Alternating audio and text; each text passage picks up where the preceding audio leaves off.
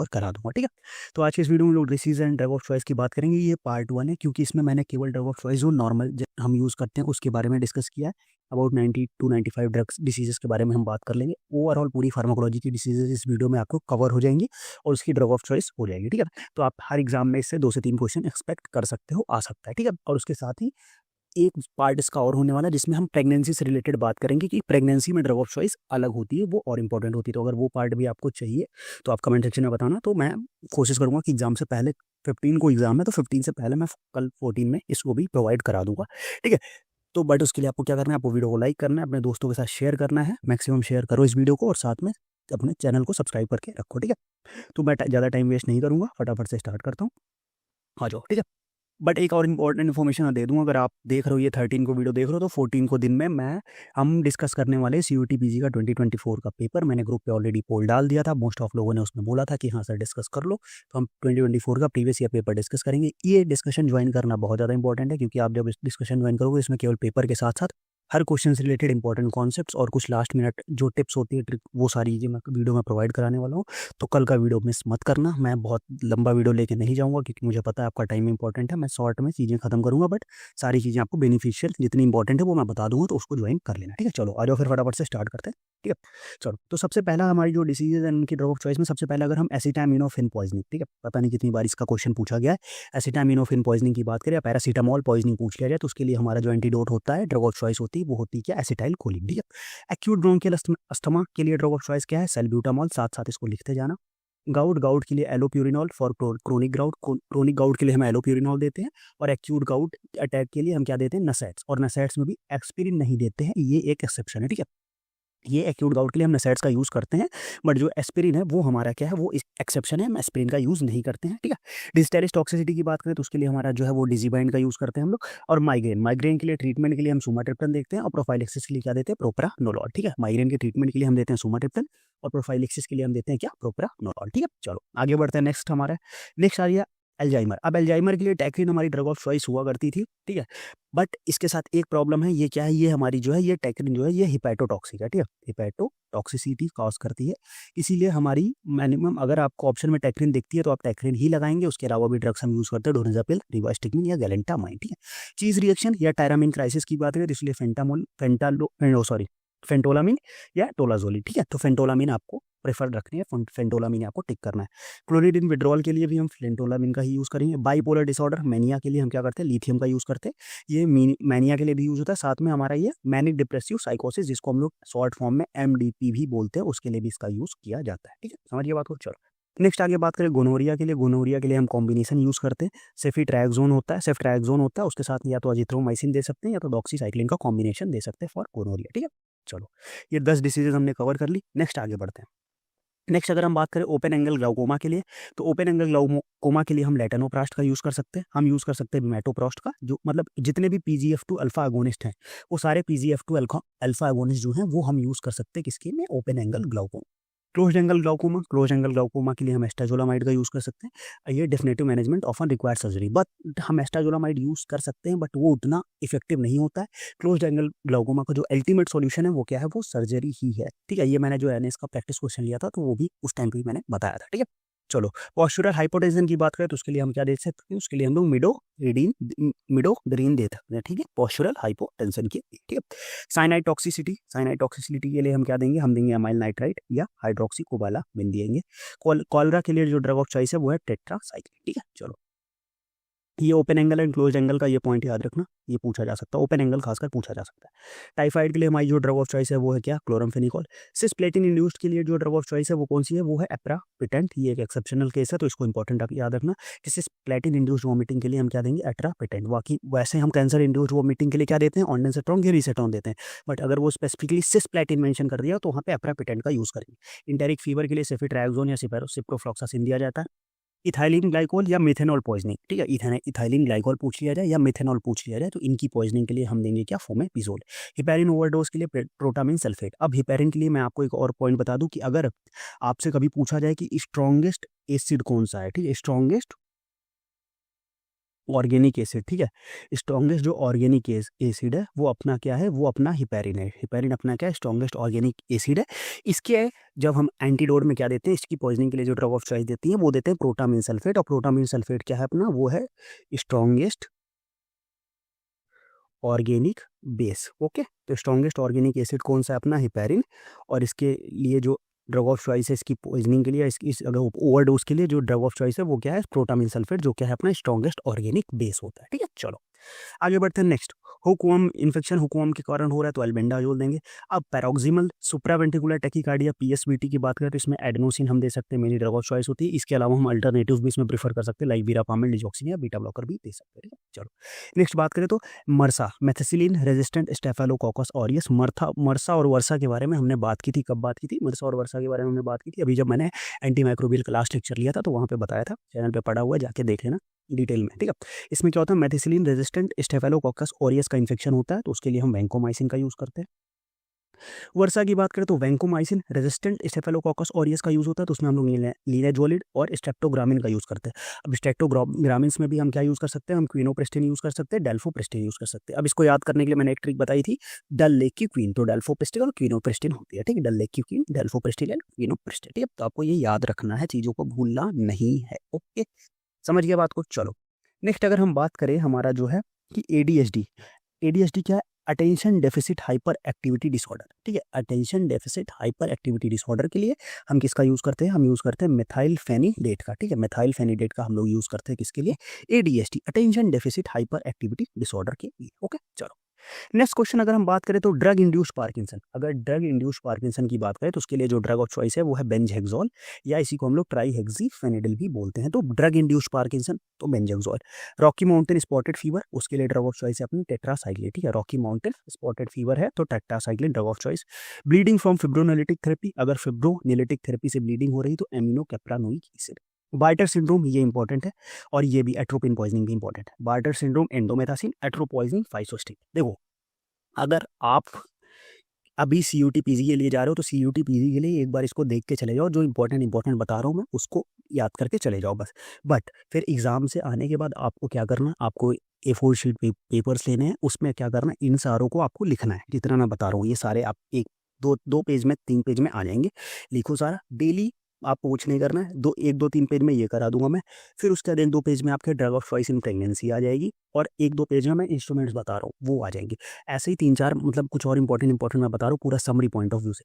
इसको आपको लेना है और इसको आपको एक ऐसे A4 शीट में लिख के रख लेना है, आपको डेली कुछ नहीं करना, अपने टाइम से डेली 10 मिनट्स निकालने हैं, ठीक है। 10 मिनट्स आपको निकालना है। 10 मिनट्स के अंदर बस आपको इसको एक बार रीड करके चले जाना है, याद नहीं करना है, कुछ नहीं करना। अभी आप तो एग्जाम दे के आओ सीयूटी पीजी का, उसके बाद का मैं बता रहा हूँ कि आपको याद नहीं करना है, रटना नहीं है, आपको बस डेली एक बार ऐसे इसको पढ़ जाना है कि हाँ इसके लिए ये होता है, बस उसको आपको पढ़ जाना है, खत्म बात। अगर मैंने वैसे पूरी कोशिश की है, एक भी पॉइंट छूटना नहीं चाहिए, बट अगर कोई भी और भी छूट गया है तो आप उसको ऐड ऑन करते जाना अपने नोट्स में, साथ में कमेंट सेक्शन में भी मेंशन कर देना, ताकि जो लोग बाद में वीडियो देखें तो उनकी हेल्प हो जाए, ठीक है। चलो आगे बढ़ते हैं हम लोग। 30 हमने कवर कर लिया। 31 की बात करें तो एक्यूट पल्मोनरी एडेमा, एडेमा में क्या होता है, बॉडी में फ्लूइड जमा हो जाता है, उसको निकालने के लिए डायूरेटिक्स देंगे, बट चॉइस कौन सी हो जाएगी, वो हो जाएगी फ्यूरोसामाइड। सेरेब्रल एडेमा की बात करेंगे, सेरेब्रल एडेमा में मैनिटोल का यूज़ करते हैं, और इसके लिए एक पॉइंट याद रखना कि सेरेब्रल एडेमा में मैनिटोल ड्रग ऑफ चॉइस होती है, बट अगर सेरेब्रल ब्लीडिंग हो गई, सेरेब्रल ब्लीडिंग हो गई, ठीक है, तो हम वहाँ पे इसको नहीं देंगे, वहाँ पे ये कॉन्ट्रा इंडिकेटेड है, ठीक है। सेरेब्रल एडेमा के लिए ड्रग ऑफ चॉइस है, बट सेरेब्रल ब्लीडिंग में इसको हम लोग नहीं देते। एक्यूट गाउट में नेसेट्स होता है एक्सेप्ट एस्पिरिन, अभी हमने देखा। एनेस्थेटिक इन शॉक, अगर शॉक के टाइम पे या अस्थमा में है तो हम कौन सा एनेस्थीसिया देंगे, हम देंगे कीटामिन, एनएमडी एंटागोनिस्ट देते हैं। एनेस्थेटिक फॉर न्यूरोसर्जरी, न्यूरोसर्जरी के लिए एनेस्थीसिया कौन सा प्रेफरेबल है, वो है हमारा क्या, आइसोफ्लूविन। ओके चलो आगे बढ़ते हैं। नेक्स्ट बात करें anaphylactic shock, drug of choice adrenaline, epinephrine जिसको बोलते हैं। कार्डियोजेनिक शॉक के लिए ड्रग ऑफ चॉइस है डोपामिन। अब आर्टियल फिब्रिलेशन फ्लटर, अब फिब्रिलेशन और फ्लटर क्या होते हैं, ठीक है, उसके बारे में हमने डिटेल में बात करी है कार्डियोवैस्कुलर वाले लेक्चर में, जाके एक बार देख लेना, ठीक है। पूरा कार्डियोवैस्कुलर सिस्टम कंप्लीटली कवर्ड है क्रैश कोर्स के अंदर, तो एक बार चेक कर लेना जाके, ठीक है।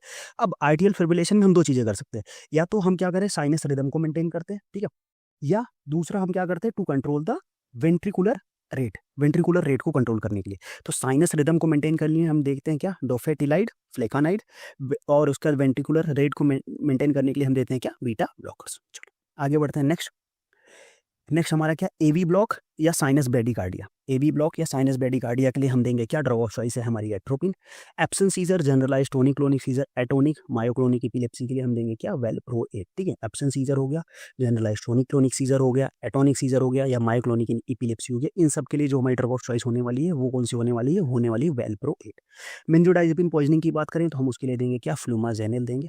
ब्रोंकोडाइलेटर इन सीओपीडी। ठीक है, सीओपीडी में ब्रोंकोडाइलेटर हम देते हैं क्या, एंटीकोलिनर्जिक। अब एंटीकोलिनर्जिक में कौन कौन सा आ सकता है, इप्राट्रोपियम आ गया, टियोट्रोपियम आ गया।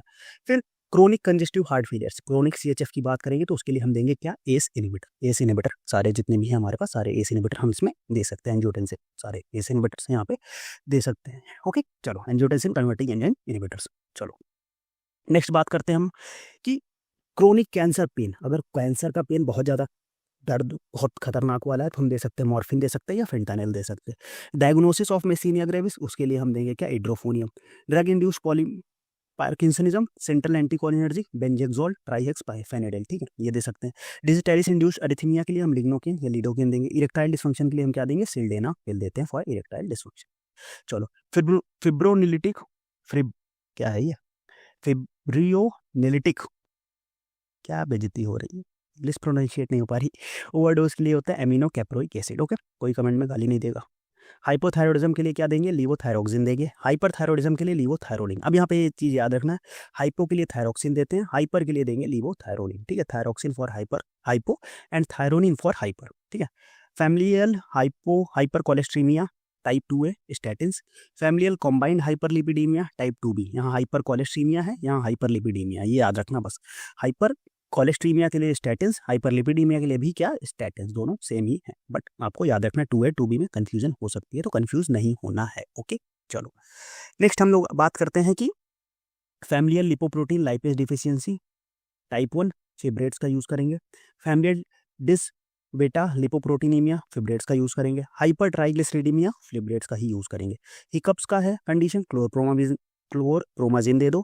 इंसोमिया की कंडीशन है तो क्या दे दो, बेंजोडाइजापिन दे दो। ठीक है, ये सिंपल से है। इंसोमिया मतलब नींद नहीं आ रही, हमें क्या करना, उनको सुलाना है, सेडेटिव्स देना है, तो सेडेटिव्स में बेंजोडाइजापिन हम दे सकते हैं। ओके चलो नेक्स्ट, हिपैरिन इंड्यूस्ड थ्रोम्बोसाइटोपिनिया। अगर हिपैरिन इंड्यूस्ड थ्रोम्बोसाइटोपिनिया है तो हम क्या देंगे वहाँ पे, डायरेक्ट थ्रोम्बिन इनहिबिटर देंगे। और डायरेक्ट थ्रोम्बिन इनहिबिटर में आता है क्या, एर्गेट्रोबिन और बीवालीरुडिन। ठीक है, एर्गेट्रोबिन और बीवालीरुडिन, इसमें भी जो ये रुडिन्स होते हैं, रुडिन क्लास की सारी ड्रग्स हम इसमें प्रीफर कर सकते हैं। हाइपरटेंसिव इमरजेंसी सोडियम नाइट्रोप्रोसाइड देंगे। Hypertension in pregnancy methyl dopa देंगे। हाइपरटेंसिव इमरजेंसी इन प्रेगनेंसी लेबेटॉल देंगे। तीनों टर्मिनोलॉजीज मैंने जब उसमें लेक्चर में बताया था, हाइपरटेंशन जब किया था तो उसमें मैंने तीनों टर्मिनोलॉजीज को क्लासिफाई किया था कि आपको एकदम डिफरेंशिएट रखना है। हाइपरटेंसिव इमरजेंसी अलग है, हाइपरटेंशन इन प्रेगनेंसी अलग है, और हाइपरटेंसिव इमरजेंसी इन प्रेगनेंसी वो अलग है। तीनों में ड्रग अलग अलग। बाकी प्रेगनेंसी के बारे में मैं डिटेल में नेक्स्ट वीडियो में डिस्कस करूंगा। इस वीडियो में आपको इतना ध्यान रखना है। Drug of choice for hypertension initial के लिए थायाजाइड का यूज होता है। ठीक है, नॉर्मल हाइपर इमरजेंसी की हो गई, नॉर्मल के लिए थायाजाइड यूज कर लेते हैं। हीट स्ट्रोक है, क्लोरप्रोमाजिन दे दो। रेजिस्टेंट हाइपरटेंशन है, स्पिरिनोलैक्टोन देंगे। रेजिस्टेंट हाइपरटेंशन मतलब बहुत टाइम तक हाइपरटेंशन है। अब हाइपरटेंशन क्यों हो रहा है, क्योंकि उसका एक रीजन हमें पता है कि ब्लड का वॉल्यूम बढ़ जाता है, तो हम क्या देंगे, डाययूरेटिक्स, ताकि एक्स्ट्रा फ्लूइड बाहर निकला तो ब्लड का वॉल्यूम कम हो। इन्फ्लामेटरी बाउल डिसीज आईबीडी के लिए सल्फासेलाजिन या 5 अमीनो सैलिसिलिक एसिड दे सकते हैं। Ethylene glycol methanol poisoning फोमेपिजोल।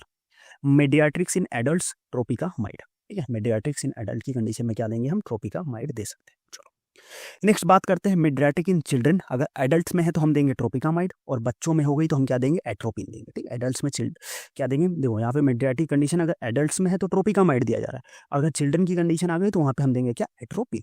Motion sickness के लिए ड्रग हमारे पास क्या है, इसको पोलामिन या इसी को हम लोग हायोसिन बोलते हैं, इसको हम लोग यूज करते हैं for motion sickness. Mountain sickness के लिए एसिटाजोलामाइड का यूज होगा। ठीक है, motion sickness, mountain sickness and morning sickness. Morning sickness के लिए हम एंटीहिस्टामिनिक लाइक डॉक्सीलामिन का यूज करते हैं। ठीक है, तो तीन याद रखना, मोशन सिकनेस के लिए इसको पोलामिन या हायोसिन, माउंटेन सिकनेस के लिए एसिटाजोलामाइड, और मॉर्निंग सिकनेस के लिए एंटीहिस्टामिनिक, एग्जांपल डॉक्सीलामिन। ठीक है, मिस्थीनिया ग्रेविस एंटीकोलिनिस्टरेज, एग्जांपल नियोस्टेगिनिस। कोबरा बाइट नियोस्टेग में यही यूज करेंगे। रिवर्सल न्यूरोमस्कुलर ब्लॉकिंग या इसी को क्यूरेरे पॉइजनिंग भी बोलते हैं। अब देखो दो चीजें होती है, एक होता है रिवर्सल न्यूरोमस्कुलर ब्लॉकिंग, एक नॉन रिवर्सल। तो जो रिवर्सल न्यूरोमस्कुलर ब्लॉकिंग होता है उसको हम लोग एक और दूसरे नाम से भी जानते हैं, जिसको क्यूरेरे पॉइजनिंग बोलते हैं। उसके लिए इन सब के लिए जो ड्रग हम यूज करते हैं कौन सा, एंटीकोलिन स्टेरेजेस का यूज करते हैं। ओके चलो नेक्स्ट, माइग्रेन की प्रोफाइलिक्सिस के लिए हम प्रोप्रानोल का यूज़ करेंगे और माइग्रेन के ट्रीटमेंट के लिए 5-HT1D1B एगोनिस्ट सुमाट्रिप्टन का यूज़ करेंगे। ठीक, 5-HT1B एगोनिस्ट सुमाट्रिप्टन का यूज़ करेंगे। ईटिंग डिसऑर्डर बुलिमिया के लिए हम एसएसआरआई एंटी डिप्रेसेंट्स का यूज़ करेंगे। मलेरिया इन प्रेगनेंसी क्लोरोक्विन है, बाकी प्रेगनेंसी का सेपरेट कंडीशन लाऊंगा, वो आपको ध्यान रखना है। ठीक है, muscle relaxant for day care के लिए हम मीवाक्यूरियम का यूज़ करते हैं। और अगर मसल रिलैक्सेंट फॉर इंडोथीकल इंट्यूबेशन अगर मतलब सर्जरी, डे केयर के लिए मसल रिलैक्स कराना है तो हम मीवाक्यूरियम का यूज़ कर लेंगे। बट अगर सर्जरी के लिए मसल रिलैक्सेंट का यूज़ कराना है तो मीवाक्यूरियम से काम नहीं चलेगा, तब हमें देना पड़ेगा क्या, सक्सिनल कोलिन। तब हमें सर्जरी के लिए क्या देना पड़ेगा, सर्जरी के लिए हमें देना पड़ेगा सक्सिनल कोलिन। मैलिग्नेंट हाइपरथर्मिया के लिए ड्रग है डेंड्रोलिन, इसके सोडियम के साथ सॉल्ट आता है डेंड्रोलिन सोडियम। ठीक है, नेक्रोलेप्सी की बात करें तो नेक्रोलेप्सी के लिए हमारी ड्रग जो आती है वो आती है कौन सी, modafinil is for narcolepsy. Organophosphate poisoning atropine is for organophosphate poisoning. ये सारे आपको याद रखने हैं। ठीक है, इंपॉर्टेंट जो मैं टिक कर रहा हूँ, मेंशन कर रहा हूँ, वो जरूर याद रखो। ओसीडी के लिए आपको एसएसआरआई एंटी डिप्रेसेंट देना पड़ता है। डिप्रेशन के लिए सेम, पैनिक डिसऑर्डर के लिए भी सेम, एसएसआरआई एंटी डिप्रेसेंट 3 हो गया। इसके पीछे अभी एक हमने और देखा था, किसके लिए, ये ईटिंग डिसऑर्डर बुलिमिया, इसके लिए भी सेम है। तो इन चारों को एक साथ एक जगह पे लिख लेना। ठीक है, ओसीडी, डिप्रेशन, पैनिक डिसऑर्डर और बुलिमिया ईटिंग डिसऑर्डर। ठीक है, तो इन सब के लिए क्या होता है, हम देते हैं क्या, एसएसआरआई एंटी डिप्रेसेंट्स। ओके चलो नेक्स्ट अगर हम बात करें, नेक्स्ट हमारे पास क्या है, नेक्स्ट अगर हम बात करें तो नेक्स्ट हमारे पास है मशरूम पॉइजनिंग के लिए हम क्या यूज़ करते हैं, मशरूम पॉइजनिंग के लिए हम लोग यूज़ करते हैं क्या, वो वेट अ मिनट, ये क्या होगा। ठीक है, मशरूम पॉइजनिंग के लिए हम लोग यूज़ करते हैं, 2 कंडीशन होती है मशरूम पॉइजनिंग की। एक अगर अर्ली कंडीशन है तो एट्रोपिन यूज़ कर सकते हैं, या क्रोनिक, अर्ली को एक्यूट बोलते हैं और क्रोनिक कंडीशन है तो थायोटिक का यूज़ करते हैं। ठीक है, तो आपको क्वेश्चन में ध्यान रखना है कि केवल मशरूम पॉइजनिंग रखा है तो आप एट्रोपिन पे जाएंगे अगर ऑप्शन में एट्रोपिन है तो। और अगर आपसे स्पेसिफिक पूछ लिया गया कि अक्यूट मशरूम पॉइजनिंग या क्रोनिक मशरूम पॉइजनिंग, तो उस हिसाब से आपको चेंज करना है। एक्यूट में आपको एट्रोपिन पे जाना है, क्रोनिक पे आपको थायोटिक एसिड में जाना है। ओरल एंटीकोगुलेंट ओवरडोज, मतलब वारफेरिन का अगर ओवरडोज है तो हम क्या देंगे, विटामिन के देंगे। ओपियोइड विड्रॉल के लिए क्या देना पड़ता है, मेथाडोन देंगे। थायरोटॉक्सिकोसिस इन प्रेगनेंसी कंडीशन में क्या देना है, प्रोपाइल थायोयूरासिल। ओके नेक्स्ट की बात करें तो पोस्टपार्टम हेमरेज के लिए हमें क्या देना है, हमें ऑक्सीटोसिन देना है फॉर पोस्टपार्टम हेमरेज। और पेशेंट डक्टस आर्टेरियोसिस के लिए हम क्या देंगे, इंडोमेथासिन, उसमें आइबुप्रोफेन और एस्पिरिन आ जाता है। ठीक है, तीन नोट दे सकते हैं, इंडोमेथासिन, आइबुप्रोफेन और एस्पिरिन। ठीक है, पैरासीटामोल या एस्टामिनोफेन पॉइजनिंग, एनासिटाइलसिस्टीन। अब बात करें अगर पेप्टिक अल्सर और हमारा gastric oesophageal reflux disease, Zollinger Ellison syndrome या नसेट्स इंड्यूस्ड अल्सर, इन सब के लिए हम क्या देंगे, इन सभी के लिए हमारी एक ड्रग है, वो है प्रोटॉन पंप इनहिबिटर। जितने भी प्रोटॉन पंप इनहिबिटर है, तुम्हारा ओमेप्राजोल हो गया, लेंसोप्राजोल हो गया, पेंटोप्राजोल हो गया, जितने सारे प्रोटॉन पंप इनहिबिटर है, उन सब का यूज हम किसके लिए करेंगे, ये सारी जितनी भी हमारी अल्सर से रिलेटेड ड्रग्स हो गई, चाहे पेप्टिक अल्सर हो गया, GERD हो गया, जोलिंगर इलिंसन सिंड्रोम हो गया, या नसेट्स इंड्यूस्ड अल्सर हो गया, इन सब के लिए हमें क्या देना पड़ेगा, इन सब के लिए हमें देना पड़ेगा प्रोटॉन पंप इनहिबिटर्स, PPIs हम देंगे। ओके, तो ये थी हमारे ड्रग्स। अब आगे बढ़ते हैं हम लोग नेक्स्ट, वर्टिगो की या मेयर्स डिजीज के लिए हम क्या यूज़ करते हैं, सिनेरिजिन का यूज़ करते हैं। आर्ट्रियल फ्लटर है तो कार्डियोवर्जन है और स्मोलॉल का यूज़ करेंगे। और वेंट्रिकुलर ट्रैकीकार्डिया है तो हम एमिडारोन और या लीडोकेन का यूज़ करते हैं। ठीक, आर्ट्रियल फ्लटर है तो हम कार्डियोवर्जन स्मोलॉल, वेंट्रिकुलर ट्रैकीकार्डिया है तो हम एमिडोरोन या लीडोकेन का यूज़ करते हैं। ठीक है, टोटल इसमें 97 मेंशन है, बट अभी देखा मैंने कि कुछ रिपीटेड हो गया, तो अबाउट समझ लो कि 90 डिसीजेज एंड उनकी ड्रग ऑफ चॉइस को हमने कवर कर लिया विद इन 20 मिनट्स के अंदर। ठीक है, तो ये आपको क्या रखना है, आपको अभी जो अगर आप नेक्स्ट एग्जाम के लिए आपको बस ऐसे हाइलाइट्स याद रखना है। एक बार वीडियो फिर से देख लेना, अगर लिखने का टाइम नहीं है करना, और क्या करना है आपको, चैनल सब्सक्राइब करना है और अपने दोस्तों के साथ शेयर करना है। ठीक है, चलो तो इस वीडियो को पूरा एंड तक देखना, वीडियो बिल्कुल भी मिस मत करना, क्योंकि ये कॉन्सेप्ट आपके लिए बहुत ज़्यादा जरूरी होने वाले हैं। चलो तो पहले बात करते हैं मलेरिया इन प्रेगनेंसी। अगर प्रेगनेंसी में मलेरिया हो गया तो कौन सी ड्रग ऑफ चॉइस होगी, तब ड्रग ऑफ चॉइस होगी क्लोरोक्विन। एंटीकोगुलेशन, अगर आप केवल पहले ये वीडियो देख रहे हो तो आपको डिफरेंस नहीं समझ में आएगा, बट अगर आपने वीडियो पिछला वाला जो मेरा ड्रग ऑफ चॉइस का वीडियो था, अगर आपने वो वीडियो देख रखा है तब आपको डिफरेंस समझ में आ जाएगा। एंटीकोगुलेशन इन प्रेगनेंसी की बात करें तो एंटीकोगुलेंट जो प्रेगनेंसी में दिया जा सकता है वो कौन सा है, वो है heparin. Anti hypertensive in pregnancy, इसके लिए हमारा जो ड्रग ऑफ चॉइस है वो क्या है, methyl dopa drug of choice होती है।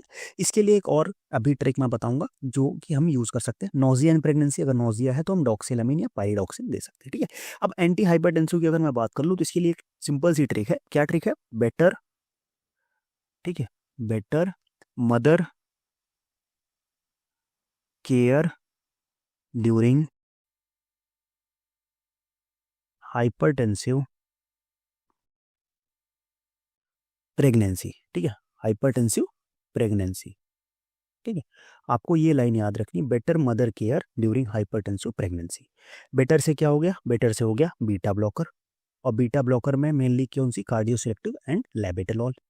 मदर से हो गया मिथाइल डोपा, और मिथाइल डोपा क्या होती है, ड्रग ऑफ चॉइस होती है। मिथाइल डोपा क्या होती है, ड्रग ऑफ चॉइस होती है।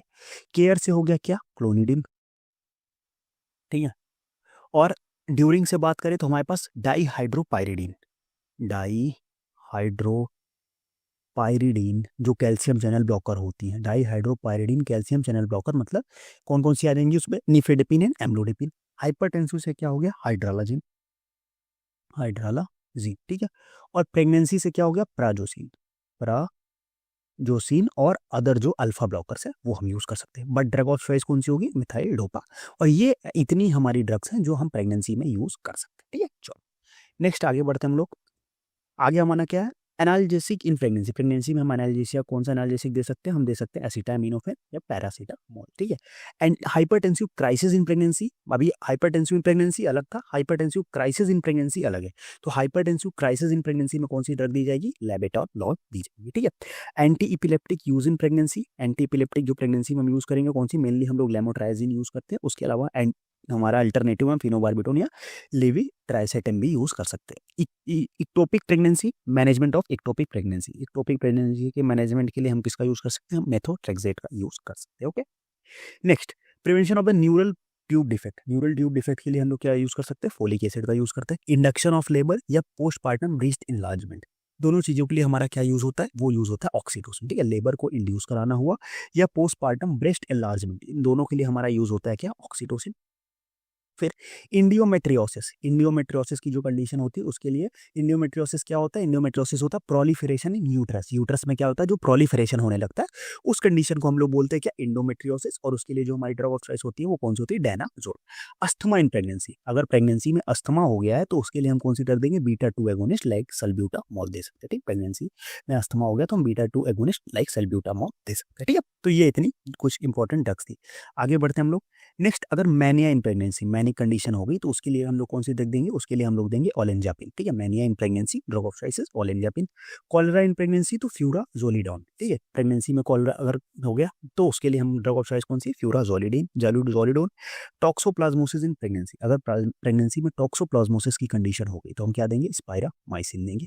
हाइपोथायरॉयडिज्म, अगर प्रेगनेंसी में क्या हुआ, हाइपोथायरॉयडिज्म हो गया तो हम क्या देंगे, हाइपोथायरॉयडिज्म में देंगे हम लोग लीवोथायरॉक्सिन, ठीक है। Hypothyroidism in pregnancy, what we will give the levothyroxine, ठीक है। Next, and what condition if there is hyperthyroidism, in hypothyroidism we will give levothyroxine. अगर हाइपरथायरॉयडिज्म हो गया, ठीक है, हाइपर की भी तो कंडीशन हो सकती है ना, तो हाइपर में क्या देंगे, हाइपर में हम देंगे प्रोपाइल थायोयूरासिल, ठीक है, प्रोपाइल थायोयूरासिल, ठीक है, दोनों।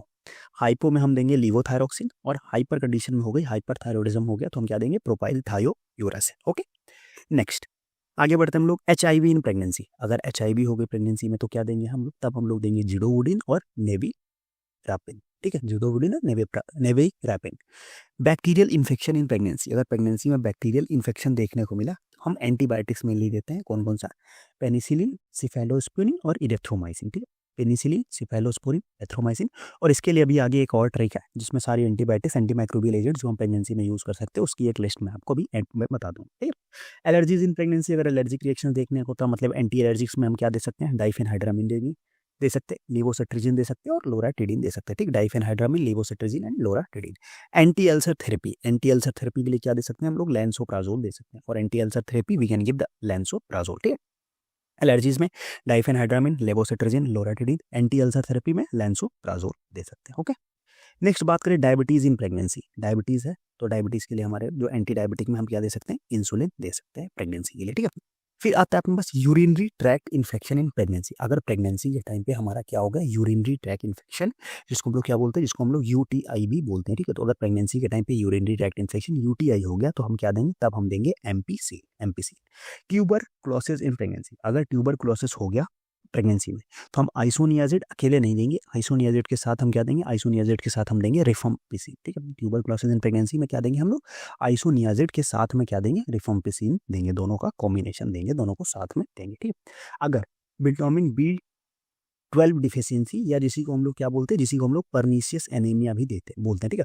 विटामिन B12 की डिफिशियंसी हो गई, या उसी को हम लोग क्या बोलते हैं, परनीशियस एनीमिया। एनीमिया से क्वेश्चंस देखने को मिलते हैं, 2024 में भी था, तो इसको एक बार अच्छे से आप लोग कर लेना, ठीक है। तो विटामिन B12 की डिफिशियंसी या परनीशियस एनीमिया हो गया, तो उसके लिए हम लोग ड्रग ऑफ चॉइस क्या है, साइनो कोबैलामिन, ठीक है। ये प्रेगनेंसी की बात है, नॉर्मल में भी देख लेना, ठीक है। तो diabetes in pregnancy insulin, UTI in pregnancy हम एम्पिसिलिन देंगे, ट्यूबरकुलोसिस इन प्रेगनेंसी में हम आइसोनियाजिड विथ रिफम्पिसिन देंगे, अकेले आइसोनियाजिड नहीं देते हैं। विटामिन B12 की डिफिशियंसी, या जिसी को हम लोग परनीशियस एनीमिया भी बोलते हैं, तो इस कंडीशन में हम क्या देंगे, इस कंडीशन में हमारी जो ड्रग ऑफ चॉइस होगी वो होगी साइनोकोबैलामिन, ठीक है। तो ये कुछ इंपॉर्टेंट डिसीजेस थी जिसकी ड्रग ऑफ चॉइस मैंने आपको बता दी। अब हम थोड़ा सा बात करेंगे कि जो ड्रग क्या है, कॉन्ट्रा इंडिकेटेड इन प्रेगनेंसी है, ठीक है। ड्रग क्या है, कॉन्ट्रा इंडिकेटेड इन प्रेगनेंसी। तो drug Contra indicated in pregnancy अगर हम बात करें, तो यहाँ पे देखो, यहाँ पे ये ड्रग ऑफ चॉइस ही लिखा है, बट ड्रग ऑफ चॉइस नहीं है। Drug Contra indicated in pregnancy मतलब जो ड्रग को हम लोग बिल्कुल भी नहीं दे सकते प्रेगनेंसी के टाइम पे। तो कौन कौन सी है वो, एंड मेनली एंटीमाइक्रोबियल्स की अगर हम बात कर ले, तो उसमें कौन कौन सी हमारे पास, safe mom take really good care, ठीक है। इसको मुझे याद रखना, safe moms take really good care है, ठीक है। एस से सेफ से क्या हो गया, एस से हो गया अपने पास सल्फोनामाइड, ए से हो गया अपने पास क्या, एमिनोग्लाइकोसाइड। ये सारी एंटीमाइक्रोबियल्स है जिनको हम, क्योंकि देखो एंटीमाइक्रोबियल में बहुत कंफ्यूजन होती है, तो ये हमें याद रखना कि जो कंफ्यूजन में जो हम प्रेगनेंसी में दे ही नहीं सकते एंटीमाइक्रोबियल्स, कौन कौन सी है वो, एस से सल्फोनामाइड्स हो गया, ए से एमिनोग्लाइकोसाइड हो गया, एफ से हो गया फ्लोरोक्विनोलोन्स, ई से हो गया इरेथ्रोमाइसिन, एम से हो गया मेट्रोनिडाजोल, ठीक है। सेफ मॉम, टेक से टेट्रासाइक्लिन, रियली से रिबावेरिन हो गया, गुड से ग्रिशोफुल्विन हो गया, और केयर मतलब क्लोरोफेनिकोल हो गया, ठीक है। Safe mom take really good care, safe से हम याद कर लेंगे SAF, ई से हो गया सल्फोनामाइड, एमिनोग्लाइकोसाइड, फ्लोरोक्विनोल, इरिथ्रोमाइसिन, एम से हो गया मॉम से हो गया मेट्रोनिडाजोल, टेक से हो गया टेट्रासाइक्लिन, रियली से हो गया रिबावेरिन, गुड मतलब ग्रिशोफुल्विन, और केयर मतलब क्लोरोफेनिकोल। तो आपको ऐसे याद रखना है, ठीक है। Safe mom take really good care. तो हम इसमें हमने क्या क्या देख लिया, हमने ड्रग ऑफ चॉइस भी देख ली, और कुछ ऐसी ड्रग देख ली जो बिल्कुल कॉन्ट्राइंडिकेटेड है, जो हम ड्रग प्रेगनेंसी में नहीं दे सकते, ठीक है। तो इसको हमें याद रखना है कि हम ये ड्रग्स नहीं दे सकते ड्यूरिंग द प्रेगनेंसी, ओके। तो ये एक कंप्लीट वीडियो था कि हम लोग पढ़ा हुआ है, तो उसको जाके एक बार देख लेना, और जो क्रैश कोर्स के वीडियोस हैं उनको जाके जरूर देख लेना, काफ़ी हेल्प हो जाएगी आपकी प्रिपरेशन में, क्योंकि अब टाइम ज़्यादा बचा नहीं है, ठीक है। तो आज यार फिर फटाफट से इंपॉर्टेंट इंस्ट्रूमेंट्स एंड इक्वेशंस की हम लोग बात करते हैं, क्या क्या इंस्ट्रूमेंट्स है, क्या क्या उसका रूल है, ठीक है। चलो, सबसे पहला क्या है, सबसे पहला है डार्सीज इक्वेशन। अभी हमने इंजीनियरिंग में जब फिल्ट्रेशन की बात की थी, तो वहाँ पे भी डार्सीज इक्वेशन आया था। डार्सीज इक्वेशन में क्या था, थ्योरी ऑफ फिल्ट्रेशन जो है वो डार्सीज इक्वेशन से होती है, और वहाँ पे रेट एंड फ्लो, ठीक है। और ये किसी ईयर में क्वेश्चन भी पूछा जा चुका है डार्सीज इक्वेशन से, तो डार्सीज इक्वेशन किससे, थ्योरी ऑफ फिल्ट्रेशन से रिलेटेड है, ठीक है। दूसरा है साइकोमेट्रिक चार्ट। साइकोमेट्रिक चार्ट क्या होता है, साइकोमेट्रिक चार्ट से हम ह्यूमिडिफिकेशन एंड डी के बारे में पता करते हैं, तो दोनों चीज़ें हमें पता हो जाती है। बीईटी इक्वेशन हम सरफेस एरिया को पता करते हैं, बट कौन सा मेथड से, एड्सॉर्प्शन मेथड से, ठीक। सरफेस एरिया के भी हमने दो मेथड देखे थे, adsorption method and air permeability method, दो मेथड थे। तो जो बीईटी इक्वेशन है वो एड्सॉर्प्शन मेथड से बताता है, और पॉजलेज इक्वेशन जो है वो किससे बताता है, वो एयर परमिएबिलिटी मेथड से बताता है, ठीक है। तो BET equation surface area adsorption method, Poiseuille equation surface area air permeability method, ठीक है। तो ये चीज़ें यहाँ पे दोनों इंपॉर्टेंट है, ठीक है। तो हमने चार देखा, एक डार्सीज इक्वेशन देखा जो theory of filtration and rate of flow को बताता है। साइकोमेट्रिक चार्ट में हमने देखा ह्यूमिडिफिकेशन डीह्यूमिडिफिकेशन बताता है। बीटी इक्वेशन हमने देखा सरफेस एरिया एड्सॉर्प्शन मेथड से, पॉजलेज इक्वेशन जो है surface area air permeability method से, ठीक है। और जो हमारा बीईटी का फुल फॉर्म क्या होता है, ये भी कहीं किसी एग्जाम में क्वेश्चन पूछा था, स्टेटमेंट बाय क्वेश्चन था, तो वहाँ पे भी ये था। तो बीईटी का जो फुल फॉर्म होता है वो होता है Brunauer Emmett and Teller equation, ठीक है। तो यहाँ पे अगर हम लिखना चाहें BRUNAUR ब्रूनर, फिर EMMET एमेट, एंड लास्ट जो होता है वो टेलर TLLER, ठीक है। तो Brunauer Emmett and Teller equation ये यहाँ पे होता है, a surface area for air permeability method, ठीक है। चलो आगे बढ़ते हैं, नेक्स्ट आता है Kozeny Carman equation, Kozeny Carman equation sorry. इसमें भी आता है सरफेस एरिया, और सरफेस एरिया किससे, एयर परमिएबिलिटी मेथड, ठीक है। तो दो हमने देखा, एक एड्सॉर्प्शन मेथड से देखा हमने BET equation, पॉजलेज and कोजेनी Carman equation जो था वो हमारा किससे था, वो एयर परमिएबिलिटी मेथड से रिलेटेड था, ठीक है। चलो ब्रैग्स लॉ का जो फॉर्मूला होता है gamma is equal to 2d sin theta, यहाँ पे या लैम्डा, कहीं कहीं लैम्डा भी रहता है, तो lambda is equal to 2d sin theta, तो आप वो भी कर सकते हो, to determine if the substance is crystalline और एमॉर्फस। इससे हमें पता चलता है कि कौन सा सब्सटेंस क्रिस्टलाइन है या एमॉर्फस है। ये हमें कैसे पता चलता है, ये हमें पता चलता है ब्रैग्स लॉ से, ब्रैग्स इक्वेशन से हमें पता चलता है, ठीक है। फिर नेक्स्ट आता है ड्रेव टेस्ट या इंपेरिकल टेस्ट या ट्रूफ टेस्ट, तीन होता है, ड्रेव टेस्ट या उसी को इंपेरिकल टेस्ट या उसी को हम लोग ट्रूफ टेस्ट बोलते हैं, यहाँ पे एच नहीं होगा, TROUGS, ठीक है। ड्रेव टेस्ट, इंपेरिकल टेस्ट या ट्रूफ टेस्ट, किसके लिए, वेटिंग एजेंट की पता करने के लिए, वेटिंग एजेंट की वेटेबिलिटी, उसकी प्रॉपर्टी, ये सारी चीज़ों को पता करने के लिए हम लोग किसका यूज़ करते हैं, हम यूज़ करते हैं ड्रेव टेस्ट, इंपेरिकल टेस्ट या ट्रूफ टेस्ट, ठीक है। फिर आता है हेल्डब्रांड एंड स्क्वाट इक्वेशन। ये दोनों हेल्डब्रांड एंड स्क्वाट इक्वेशन जो होते हैं ये किसके लिए यूज होता है, ये यूज होता है सॉल्युबिलिटी के लिए, ठीक है। काफ़ी इंपॉर्टेंट इक्वेशन है, बहुत मुश्किल से ढूंढ के इनको निकाला है, तो आप अच्छे से नोट कर लेना, क्योंकि ऐसे क्वेश्चन आ जाते हैं ना। अगर मान लो ये इक्वेशन पूछ लिया, तो आपको अगर आपने डीप में पढ़ा है तब तो आपको याद रहेगा, नहीं फिर आपको लगेगा यार ये तो आउट ऑफ सिलेबस है, ये तो हमने कहीं पढ़ा ही नहीं, ठीक है। तो कभी कभी ऐसे क्वेश्चन आ जाते हैं, तो उसके लिए भी तैयार रहना। तो इसीलिए मैं ये सीरीज़ उसके लिए मैंने बनाई है। ऐसे ही करके इसमें मैं बहुत कुछ प्लान कर रहा हूँ कि ऐसे छोटे-छोटे वीडियोज़ में काफ़ी चीज़ें आपकी जितने इंपॉर्टेंट, जितने जहाँ पे आपकी गलतियाँ होने के जहाँ जहाँ से चांसेस हैं, उनको हम कवर कर दें, ठीक है।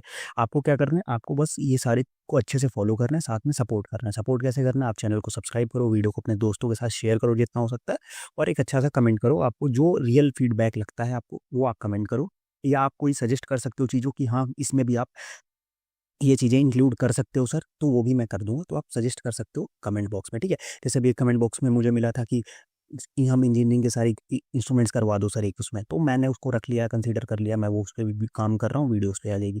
एक में था, किसी ने कमेंट किया था, नाम मैं भूल गया हूँ, बट कमेंट था कि सर एनालिसिस के टाइट्रेशंस के बारे में बता दो। तो मैंने ये प्लान किया कि एक जो हमारा वो है, क्या बोलते हैं, हमारा एक पूरा शॉर्ट वीडियो ले लेंगे एनालिसिस के टाइट्रेशन, उसमें इंडिकेटर, उसका एंड पॉइंट, स्टार्टिंग मटेरियल, इस तरह से करके कराने का प्लान कर रहा हूँ मैं। तो अगर ये सारी चीज़ें आपको चाहिए तो आप कमेंट सेक्शन में बताओ कि हाँ ये कर सकते हैं, और वीडियो को ज़्यादा से ज़्यादा शेयर करो, ठीक है। चलो आगे बढ़ते हैं। नेक्स्ट इक्वेशन हमारा equation number 9, noise Whitney equation. बहुत ज़्यादा पूछा जाने वाला इक्वेशन है ये नॉइज विटनी, आपको उसको याद रखना है। नॉइज विटनी किससे रिलेटेड होता है, डिसोल्यूशन से रिलेटेड होता है। स्टोक्स इक्वेशन जो है वो सेडिमेंटेशन से रिलेटेड होता है। हिगुची हिगुची रिलीज जो होता है, या हिगुची इक्वेशन की अगर हम बात कर ले तो ये किससे रिलेटेड होता है, हिगुची इक्वेशन ही होता है, रिलीज तो नहीं होता। हिगुची इक्वेशन जो होता है वो drug release from the granular matrix या डिफ्यूजन मैट्रिक्स फॉर्मुलेशन, ठीक है। दो होता है, या तो ग्रेनुलर मैट्रिक्स, या मतलब अगर मैट्रिक्स फॉर्मुलेशन से ड्रग रिलीज की बात हुई, ठीक है। आपको इतना याद रखना है कि नॉइज विटनी जो है वो डिसोल्यूशन से रिलेटेड है, हिगुची जो है वो डिफ्यूजन से रिलेटेड है। इतना आपको याद रखना है, इससे आपका काम हो जाएगा, ठीक है। नॉइज विटनी जो है वो है हमारा किससे, हिगुची से related, sorry noise Whitney dissolution से रिलेटेड, हिगुची जो है वो डिफ्यूजन से रिलेटेड, ठीक है। हेंडरसन हेजलबर्ग इक्वेशन की बात करें तो वो पीएच से रिलेटेड हो जाएगा। हेंडरसन हेजलबर्ग जो है वो रिलेटेड हो जाएगा किससे, पीएच से रिलेटेड इक्वेशन हो जाएगा हेंडरसन हेजलबर्ग, ओके। चलो आगे बढ़ते हैं। नेक्स्ट हमारा 13th नंबर की हम लोग बात करेंगे। 13 नंबर जो हमारा यंग्स इक्वेशन की बात करें तो हमारा किससे, प्रॉपर्टीज ऑफ सर्फेक्टेंट की प्रॉपर्टीज हमारा यंग्स इक्वेशन से मिलता है। Arrhenius equation, stability of drug product at room temperature, ठीक है। Stability of drug product at या product at room temperature, drug या कोई भी प्रोडक्ट होता है उसका रूम टेम्परेचर पे स्टेबिलिटी है। आपको एक मैं और बता दूं, अगर कहीं भी टेम्परेचर से रिलेटेड बात आ जाती है, अगर स्टेबिलिटी में टेम्परेचर की बात आ रही है, तो वहाँ पे अर्हेनियस इक्वेशन ही आपको लगाना है, ठीक है। अब देखो यहाँ पे ये सारे इक्वेशंस का एक फॉर्म, मैथमेटिकल फॉर्म भी होता है, ठीक है। तो मैथमेटिकल फॉर्म मैंने इंक्लूड यहाँ पे नहीं किया क्योंकि वो थोड़ा कॉम्प्लेक्स हो जाता है। तो अगर आपको मैथमेटिकल फॉर्म याद कर सकते हो तो कर लो, नहीं कर सकते हो तो आप इतना याद रखोगे तो भी आपका काम हो जाएगा, ठीक है। काउंटर करंट या फिल्टर प्रूफ मेथड की बात करें तो लॉग पी डिटर्मिनेशन के लिए होता है फिल्टर प्रूफ मेथड, ठीक है। क्लॉसियस क्लैपेरॉन इक्वेशन की अगर हम बात करें तो relationship between vapour pressure and absolute temperature, ठीक है। क्लॉसियस क्लैपियरॉन इक्वेशन जो है वो relationship between vapour pressure and absolute temperature के बीच की रिलेशनशिप बताती है, ठीक है। ये इक्वेशन हमारा क्या करता है, ये हमारा vapour pressure and absolute temperature के बीच का रिलेशन बताता है, ओके। आगे बढ़ते हैं हमारा 17th नंबर पर। 17 नंबर की बात करें तो mercury displacement method. Mercury displacement method क्या बताता है, ग्रेन्यूल डेंसिटी बताता है। हीलियम साइक्लोमीटर क्या बताता है, ट्रू डेंसिटी बताता है, ठीक है। Mercury displacement method, granule density, helium साइक्लोमीटर, true density, ठीक है। उसके बाद अगर हम बात करें फोटोन कोरिलेशन स्पेक्ट्रोस्कोपी, ठीक है। फोटोन कोरिलेशन स्पेक्ट्रोस्कोपी जो होता है वो क्या बताता है, वो बताता है पार्टिकल साइज डिटर्मिनेशन के लिए हम लोग यूज कर सकते हैं। फोटोन कोरिलेशन स्पेक्ट्रोस्कोपी को हम लोग किसके लिए, पार्टिकल साइज के लिए यूज कर सकते हैं, ठीक है। अब वी बुल ये आपका 2018 का क्वेश्चन था, ठीक है। तो ऐसे क्वेश्चन आते हैं, ये नहीं है कि आप पीवाईक्यू सॉल्व करोगे तो आपको मिलेगा, क्वेश्चन आएंगे, आप मॉक दोगे तो आप उसमें क्वेश्चन मिलेगा, ठीक है। ये इरोडेबल मैट्रिक्स फॉर्मुलेशन के लिए हम लोग यूज करते हैं इसका। वी बुल मॉडल का किसके लिए, इरोडेबल मैट्रिक्स फॉर्मुलेशन में हमारा कौन सा मॉडल आता है, वो वी बुल मॉडल आता है, ठीक है। चलो नेक्स्ट आगे बढ़ते हैं हम लोग 21 पे। 21 हमारा क्या बता रहा है, बेकर लॉन्सडेल मॉडल, ठीक है। बेकर लॉन्सडेल मॉडल हमारा क्या है, ये हमारा 2013 में पूछा गया था आपका। ये जो बेकर लॉन्सडेल मॉडल है ये 2013 में पूछा गया था। ये माइक्रो कैप्सूल और माइक्रोस्फीयर्स के लिए यूज किया जाता है। Zero order model osmotic system में कौन सा मॉडल होता है, जीरो ऑर्डर मॉडल होता है। फिक्स लॉ डिफ्यूजन, ये हमें पता है, fix first law of diffusion होता है। साथ में अभी हिगुची बताया तो डिफ्यूजन मैट्रिक्स से drug release from the matrix की बात हुई तो हिगुची आ जाएगा वहाँ पे। हिक्स एंड क्रोवल क्यूब रूट, ये डिसोल्यूशन की बात हो गई। तो डिसोल्यूशन में कौन कौन से हो गया, नॉइज बिटनी हो गया, हिक्स एंड क्रोवल क्यूब रूट हो गया। एक और कोई इक्वेशन आता है डिसोल्यूशन में, वो आप कमेंट सेक्शन में बताओ कि वो तीसरा जो है वो कौन सा इक्वेशन है, ठीक है। तो ये हमारे कितने हो गए, ये हमने 24 डिस्कस कर लिए। नेक्स्ट आगे बढ़ते हैं हम लोग। आगे हमारा जो अगला है वो है लिपिंस्की रूल। अब लिपिंस्की रूल ऑफ 5 होता है, वो एब्जॉर्प्शन के लिए होता है। उसमें 5 उसमें उन्होंने दिया है 5 के टर्म में कि लॉग पी की वैल्यू क्या होना चाहिए, हाइड्रोजन बॉन्ड एक्सेप्टर की वैल्यू, हाइड्रोजन बॉन्ड डोनर की वैल्यू, इसके तरह से उसको लिपिंस्की रूल ऑफ 5 होता है। और वो क्या डिटरमाइन करता है, वो डिटरमाइन करता है ड्रग का एब्जॉर्प्शन कैसा होगा, वो लिपिंस्की रूल ऑफ 5 पे डिपेंड करता है। ठीक है, चलो नेक्स्ट हम बात करते हैं Stokes Einstein equation, diffusion coefficient. Stokes Einstein equation से क्या पता चलता है हमें, डिफ्यूजन कोफिशिएंट पता चलता है। अब देखो ये protein binding determination, protein binding को डिटरमाइन करने के लिए देखो ये हमारा बायोफॉर्म का इक्वेशन है। ठीक है, प्रोटीन बाइंडिंग को डिटरमाइन करने के लिए क्या क्या, डायरेक्ट प्लॉट हो गया, स्कैटर्ड प्लॉट हो गया, क्लॉड्स प्लॉट हो गया, हिचकॉक प्लॉट हो गया, सैंडबर्ग इक्वेशन और यहाँ पे ब्लैंचार्ड इक्वेशन। ठीक है, ये सारे जो इक्वेशन है ये सारे हमारे प्रोटीन बाइंडिंग को डिटरमाइन करने के लिए यूज किया था। ठीक है, ये लिपिंस्की रूल वाला इक्वेशन, ये भी हमारा किस्सा है, ये भी हमारा बायोफॉर्म का, ये Stokes Einstein equation, diffusion coefficient biopharm से रिलेटेड। अब प्रोटीन बाइंडिंग को पता करने के लिए हमारा क्या क्या है, डायरेक्ट प्लॉट, स्कैटर्ड प्लॉट, ठीक है, उसके बाद क्लॉड्स प्लॉट, हिचकॉक प्लॉट, उसके बाद हमारे पास क्या है, सैंडबर्ग इक्वेशन, ब्लैंचार्ड इक्वेशन, रेसिड्यू, उसके बाद इतना हमारा प्रोटीन बाइंडिंग के लिए। अब अगर हम बात करें एब्जॉर्प्शन रेट कांस्टेंट के लिए तो हमारे पास रेसिडुअल मेथड है, फीदरिंग है, इसी को अब रेसिडुअल को हम लोग क्या क्या बोलते हैं, रेसिडुअल को हम लोग फीदरिंग बोलते हैं, पीलिंग बोलते हैं, स्ट्रिपिंग बोलते हैं, फ्लिप फ्लॉप फिनोमिना। ठीक है, फ्लिप फ्लॉप फिनोमिना भी इसी को बोलते हैं। ठीक है, ये हमारा किसके लिए यूज होता है, ये हमारा होता है एब्जॉर्प्शन के लिए। अब इसमें से कोई सा भी दे दे या आपको 3 ये दे देगा फिर उसका पूछेगा which of the following is not used for this, तो वहां पे भी आप कंफ्यूज हो सकते हो। तो इसको आपको अच्छे से याद रखना है, कंफ्यूज नहीं होना, इसलिए मैंने सारे नाम लिख दिए हैं कि कहीं से कोई सा भी नाम दे के आपको पूछ ले आप कंफ्यूज नहीं होगे, आप पूरा अच्छे से कर ले जाओगे। ठीक है, तो इस तरीके से हमने 28 इसमें कर लिए। अब मोर देन 25 हमने लास्ट उसमें किया था, तो 50+ इक्वेशंस एंड इंस्ट्रूमेंट्स की हमने बात कर ली है। जितने अभी अगर कुछ छूट रहे हैं तो आप कमेंट बॉक्स में बता दो, तो मैं उसको भी इंक्लूड कर दूंगा। ठीक है, तो इस तरीके से हमने एक पार्ट खत्म किया इंपॉर्टेंट इंस्ट्रूमेंट्स एंड इक्वेशंस का। फार्माकोलॉजी में हमने ड्रग, उसके बाद उसकी drug disease and drug of choice और drugs and their adverse effect कर लिया है। अभी हमारा प्लान है कि उसमें हम disease and their drug of choice in pregnancy करेंगे और स्पेसिफिक ऑर्गन टॉक्सिसिटी जिस डिसीजेस की है उसको करने का भी प्लान है, तो वो सारी चीज़ें भी लेके आएंगे आएगा। तो उसमें फार्मा नॉन फार्मा दोनों के बारे में हम लोग डिस्कस करेंगे, तो उसको ज्वाइन जरूर करना। ठीक है, चलो फिर आ जाओ, आज का वीडियो हम लोग स्टार्ट करते हैं। ये एक पार्ट 1 है, इसका नेक्स्ट पार्ट भी आएगा। तो चलो सबसे पहले इंपॉर्टेंट अगर बात करें तो particle size and particle volume को मेजर करने के लिए हम लोग कोल्टर काउंटर मेथड का यूज करते हैं। बल्क डेंसिटी को मेजर करने के लिए बल्क डेंसिटी अपैरेटस का यूज करते हैं। ट्रू डेंसिटी को मेजर करने के लिए helium साइक्लोमीटर and gas and liquid displacement method का यूज करते हैं। ग्रेनुलर डेंसिटी को मेजर करने के लिए मर्करी डिस्प्लेसमेंट मेथड का यूज किया जाता है। ठीक है, ट्रू डेंसिटी के लिए helium साइक्लोमीटर, gas and liquid displacement method, granular density के लिए मर्करी डिस्प्लेसमेंट मेथड का यूज करते हैं। ओके, नेक्स्ट अपने पास जो है सरफेस एरिया, सरफेस एरिया को मेजर करने के लिए हम लोग सॉफ्टोमीटर का यूज करते हैं। बीटी इक्वेशन, ओस्ले इक्वेशन और पोजेंसी कार्मैन इक्वेशन का हम लोग यूज करते हैं किसके लिए, सरफेस एरिया को मेजर करने के लिए। ठीक है, इसके बारे में इन डिटेल इनके इक्वेशंस और सारी प्रॉपर्टीज के बारे में हमने प्री फॉर्म में साथ साथ में माइक्रोमेटिक्स में भी डिस्कस कर रखा है। तो अगर अभी तक आपने वो लेक्चर नहीं देखा है तो जाके एक बार देखे ना। बाकी सारे लेक्चर्स भी क्रैश कोर्स के ऑलरेडी अपलोडेड है चैनल में, जो बहुत ही ज़्यादा हेल्पफुल होने वाले हैं आपकी प्रिपरेशन में, तो उनको जाके एक बार आप लोग जरूर से देख लेना। ठीक है, फिर सेडिमेंटेशन फ्लो रेट हम लोग मेजर करते हैं किससे, एंडरसन पिपेट से मेजर किया जाता है। फ्लो रेट को डिटरमाइन करने के लिए शियर बॉक्स का यूज करते हैं। देखो सेडिमेंटेशन फ्लो रेट के लिए हम एंडरसन पिपेट का यूज करते हैं। नॉर्मल फ्लो रेट को डिटरमाइन करने के लिए हम लोग शियर बॉक्स का यूज करते हैं।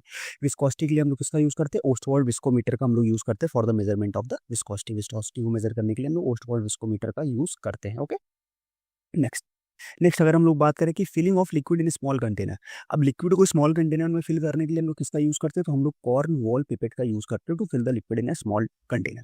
ऑक्यूलर टेंशन के लिए मेजरमेंट के लिए हम लोग क्या यूज करते हैं, to measure the ocular tension we use the tonometer. ठीक है, ऑक्यूलर टेंशन जो है हमारी आई की जो टेंशन होती है उसको मेजर करने के लिए हम लोग टोनोमीटर का यूज करते हैं।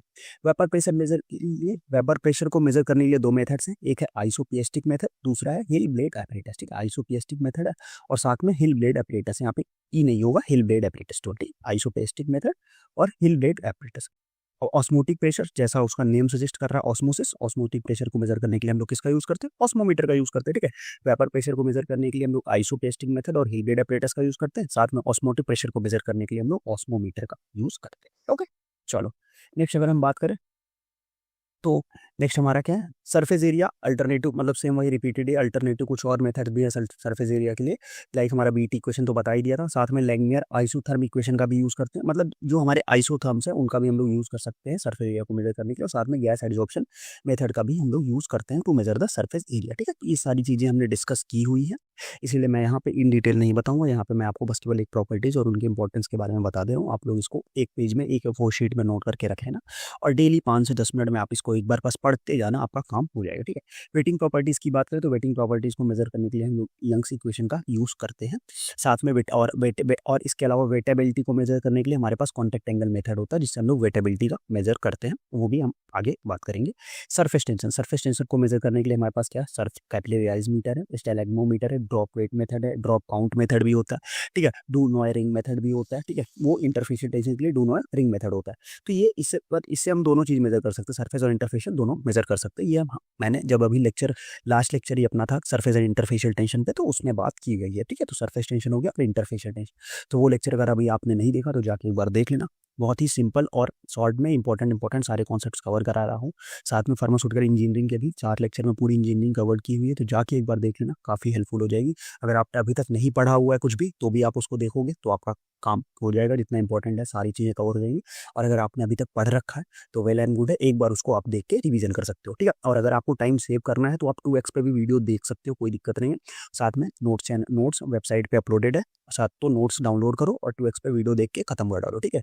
बट देख लेना, ये मैं बोलूँगा, चाहे 2x पे देखो चाहे जैसे देखो अपने टाइम के हिसाब से, बट देख लेना, छोड़ के नहीं जाना है, ओके। चलो नेक्स्ट अगर हम बात करें तो इमल्सन की विस्कोसिटी को मेजर करने के लिए हम यूज़ करते हैं क्या, कोन प्लेट विस्कोमीटर, ठीक है। इमल्सन की विस्कोसिटी को मेजर करने के लिए किसका यूज़ किया जाता है, इमल्सन की विस्कोसिटी को मेजर करने के लिए हम लोग यूज़ करते हैं कोन प्लेट विस्कोमीटर।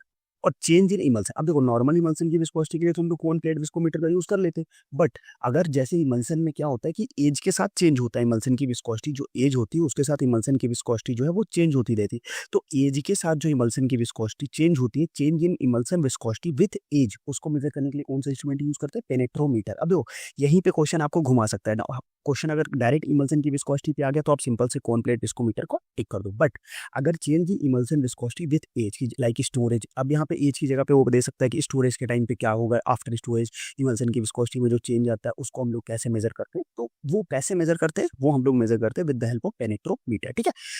तो इसको आपको पता होना चाहिए। फिर detection of creaming and sedimentation, अब इमल्सन में क्रीमिंग एंड सेडिमेंटेशन को डिटेक्ट करने के लिए किसका यूज करते हैं, उसको लिए हम लोग यूज करते हैं ब्रूकफील्ड विस्कोमीटर, ठीक है।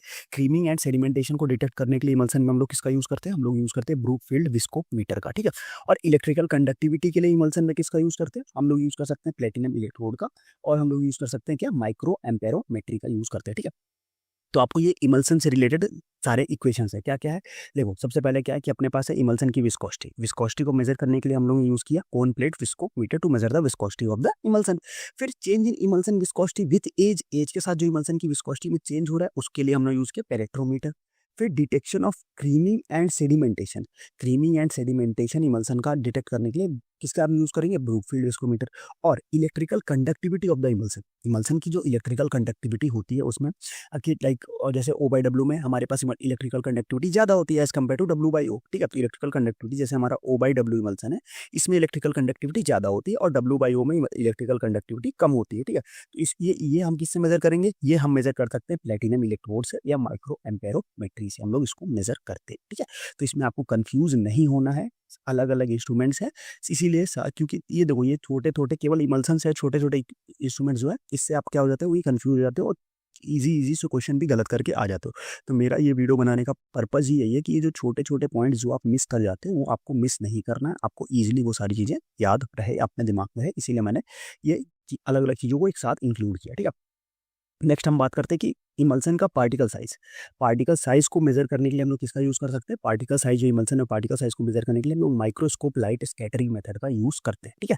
रेट ऑफ फिल्ट्रेशन की बात करें तो रेट ऑफ फिल्ट्रेशन के लिए हमारे पास क्या है, डार्सीज इक्वेशन है और साथ में कोजेंसी कार्मैन इक्वेशन है, ठीक है। डार्सीज इक्वेशन भी है और साथ में कोजेंसी कार्मैन इक्वेशन भी है, ठीक है। तो डार्सीज इक्वेशन के साथ यही, या रेट ऑफ फिल्ट्रेशन की बात कर ले, या theory of filtration. Darcy's equation के लिए आपको क्या करें, या यहाँ पे आपसे बोल दे कि थ्योरी ऑफ फिल्ट्रेशन, ठीक है, थ्योरी ऑफ फिल्ट्रेशन, ये भी डार्सीज इक्वेशंस के थ्रू आएगा। फिर अगर कहीं आप तो ये हो जाए कि rate of flow, in filtration में रेट ऑफ फ्लो किस इक्वेशन से मेजर करते हैं, तो वो भी हमारा डार्सीज इक्वेशन से ही होता है, ठीक है। तो ये डार्सीज इक्वेशन के बारे में आपको पता होना चाहिए, ठीक है। बाकी अभी कोजेंसी कार्मैन इक्वेशन के बारे में हमने देखा कि सरफेस एरिया को मेजर करने के लिए भी कोजेंसी कार्मैन इक्वेशन का यूज होता है, ठीक है। तो कुछ ऐसे इक्वेशंस भी है जो एक से ज्यादा बार यूज किए जाते हैं, ठीक है। तो उसमें आपको क्या होना चाहिए कि वो उसमें आपको कंफ्यूज नहीं होना है, उसको आप लोग यूज करके रखना है, ठीक है। अब रेट ऑफ फिल्ट्रेशन की बात होगी। अब अगर मॉइस्चर लेवल मेजरमेंट, एक मिनट, ठीक है, देखो तो ये बातें हो गई। अब अगर मॉइस्चर लेवल का मेजरमेंट करना हो कि मॉइस्चर लेवल क्या है, तो उसके लिए हम लोग ग्रेविमेट्री का यूज़ कर सकते हैं, कार्ल फिशर टाइट्रेशन का भी यूज़ कर सकते हैं, साथ में हम लोग गैस क्रोमेटोग्राफी का भी यूज़ कर सकते हैं to measure the moisture level. ठीक है, तो ये इसमें इमल्सन की पार्टिकल साइज के लिए हमने क्या किया, माइक्रोस्कोप लाइट स्कैटरिंग मेथड का यूज़ कर सकते हैं। रेट ऑफ फिल्ट्रेशन, फिल्ट्रेशन को मेजर करने के लिए हम डार्सीज और कोजेंसी कैरमैन इक्वेशन यूज़ कर सकते हैं। मॉइस्चर लेवल को मेजर करने के लिए हम किसका यूज़ कर सकते हैं, हम gravimetry, Karl Fischer titration and gas chromatography का यूज़ कर सकते हैं। ठीक है, तो एक बार फटाफट से सारे इक्विपमेंट्स हम लोग फटाफट से रिवाइज करेंगे 2 मिनट के अंदर। ठीक है, सबसे पहले पार्टिकल साइज को मेजर करने के लिए हम लोग कोल्टर काउंटर मेथड का यूज करते हैं। Bulk density operators, true density, helium pycnometer, gas and liquid displacement, granular density, mercury displacement method. Okay, next surface area, sorptometer, B T equation, Poiseuille equation और Kozeny Carman equation, sedimentation flow rate, Andreasen pipette, determining the flow rate, shear box, viscosity, Ostwald scope meter. Okay, फिर filling of liquid in small container, Cornwall pipette, ocular tension, tonometer, vapour pressure, isopiestic या Hill Baldes apparatus, osmotic pressure, osmometer. ठीक, surface area alternative method में BET equation, Langmuir isotherms हो गया, Freundlich absorption equation हो गया, gas absorption हो गया, wetting property, Young's equation, surface tension, capillary rise stalagmometer, drop weight method, drop count method, सारी चीजें आएंगी। Interfacial tension, Du Nouy ring method. Okay, next emulsion viscosity, concrete viscometer, change in emulsion viscosity with age, penetrometer, detection of creaming and sedimentation emulsion में Brookfield viscometer, electrical conductivity in emulsion, platinum electrode या micro amperometry. Okay, next particle size in emulsion, micro light scattering, rate of filtration, Darcy's equation, कोजेंसी Carman equation, moisture level measurement, gravimetry, Karl Fischer titration, gas chromatography, ये सारी चीजें हम लोग use करते हैं to measure the moisture. Okay, तो ये part 1 के इंपॉर्टेंट इक्विपमेंट्स हमने डिस्कस कर लिया। इसके अलावा अभी अबाउट मोर देन 35 इंस्ट्रूमेंट्स और भी हैं जो हम नेक्स्ट पार्ट में डिस्कस करेंगे। इसके अलावा कुछ और इंस्ट्रूमेंट्स, क्योंकि बहुत सारे इंस्ट्रूमेंट्स हैं, कुछ और एपरेटस इंस्ट्रूमेंट जो आपको लगते हैं कि इंपॉर्टेंट है, वो आप कमेंट बॉक्स में मेंशन करते चले जाना। साथ में व्हाट्सअप ग्रुप जाके ज्वाइन कर लेना, क्योंकि सारे टाइमिंग्स लेक्चर्स वो मैं दे देता हूँ। साथ में टेलीग्राम चैनल ज्वाइन करो, क्योंकि नोट्स और इंपॉर्टेंट पीडीएफ्स वहाँ पे अवेलेबल है, और इंस्टाग्राम पे भी आप हमें फॉलो कर लो, क्योंकि वहाँ पे मैं अपडेट्स डालता रहता हूँ, और ये यहाँ पे आप जाके वेबसाइट से नोट्स भी डाउनलोड कर सकते हो। ओके, तो ये सारी चीज़ें हो गई। और कल हमारा जो डिस्कशन होने वाला है नाइपर पीवाईक्यूज के लिए, अगर आप अभी 29 से पहले देख रहे हो तो कल आप ज्वाइन करना, अगर 29 के बाद देख रहे हो तो मतलब चैनल पे ऑलरेडी अपलोडेड है, तो आप जाके वहाँ से उसको डाउनलोड कर सकते हो। ठीक है, तो फिर ये कंप्लीट एक वीडियो था पार्ट 1, जिसमें हमने इंपॉर्टेंट इंस्ट्रूमेंट ऑपरेटर डिस्कस किया। कैसा लगा आपको, आप कमेंट सेक्शन में बताना। इस सीरीज में आपको और कौन कौन से वीडियोस चाहिए, किस किस तरीके के जो इंपॉर्टेंट वीडियोस जो आपको इस सीरीज के अंदर चाहिए, वो आप हमें कमेंट सेक्शन में बताओ, तो मैं इन सीरीज में वो सारी चीज़ें भी इंक्लूड कर दूंगा। ठीक है, तो फिर ये वीडियो हम लोग आज यहीं पे एंड करेंगे। मिलते हैं नेक्स्ट वीडियो में, तब तक के लिए बाय बाय।